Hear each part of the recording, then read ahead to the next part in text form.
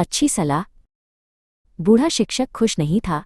अपने सभी शिष्यों में राजन उसका पसंदीदा था। फिर भी जबकि अन्य सभी शिष्यों ने योग्यता के साथ अपनी पढ़ाई पूरी कर ली थी, उसे यह स्वीकार करना पड़ा कि राजन एक अच्छा विद्वान नहीं था। जब शिष्य जाने के लिए आए तो शिक्षक ने राजन को बुलाया। मुझे शायद ही पता है कि तुमसे क्या कहूँ राजन, उसने कहा। कुछ मायनों में तुम सामान्य से ऊपर हो, फिर भी मैं तुम्हें एक अच्छा विद्वान बनाने में विफल रहा हूँ। राजन, जिसने अपनी कमियों को महसूस किया, थोड़ा निराश लग रहा था। मुझे माफ़ करना श्रीमान, उसने कहा, लेकिन आपने मुझे जो भी मदद और मार्गदर्शन दिया है मैं उसकी सराहना करता हूँ। कोई बात नहीं मेरे बच्चे, शिक्षक ने मुस्कान के साथ कहा। तुम शायद दुनिया में अच्छा करोगे। हालांकि यहाँ 3 सुनहरे नियम हैं जिनका तुम्हें पालन करना चाहिए।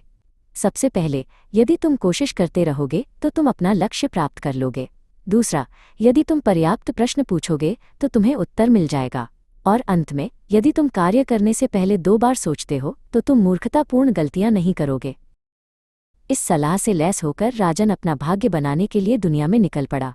उसने वेदवती शहर जाने का फैसला किया।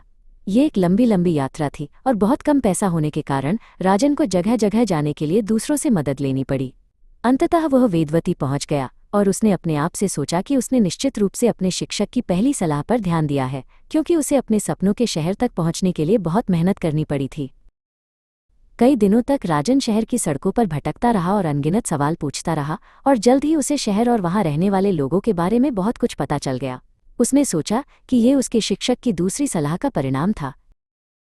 एक सुबह ढोल की आवाज़ सुनकर वो शहर के चौक पर पहुंचा और वहां नगर उद्घोषक जोर जोर से घोषणा कर रहा था कि रानी अपनी बेटी का हाथ किसी भी उपयुक्त युवक को शादी में दे रही है।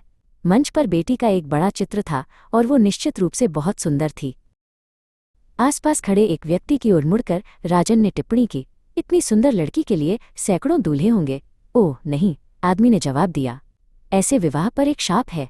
राजकुमारी की पहले ही 3 बार शादी हो चुकी है और हर बार बेचारा दूल्हा शादी की रात मर गया है।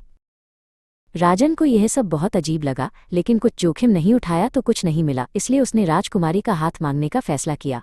अपने पास मौजूद सबसे अच्छे कपड़े पहनकर उसने महल में खुद को पेश किया और यह देखकर आश्चर्यचकित हुआ कि उसका खुले हाथों से स्वागत किया गया और शादी की व्यवस्था करने में कोई समय बर्बाद नहीं किया गया। शादी की रात राजन को एक शानदार शयनकक्ष में ले जाया गया। अन्य दूल्हों के साथ क्या हुआ था ये याद करते हुए राजन को अपने शिक्षक की तीसरी सलाह भी याद आई कि कुछ भी करने से पहले 2 बार सोचना चाहिए। किसी भी छिपे हुए हमलावर के लिए कमरे की सावधानीपूर्वक जांच करते हुए राजन ने बिस्तर के कपड़ों के नीचे तकिए लगा दिए ताकि ऐसा लगे कि वो बिस्तर में सो रहा है।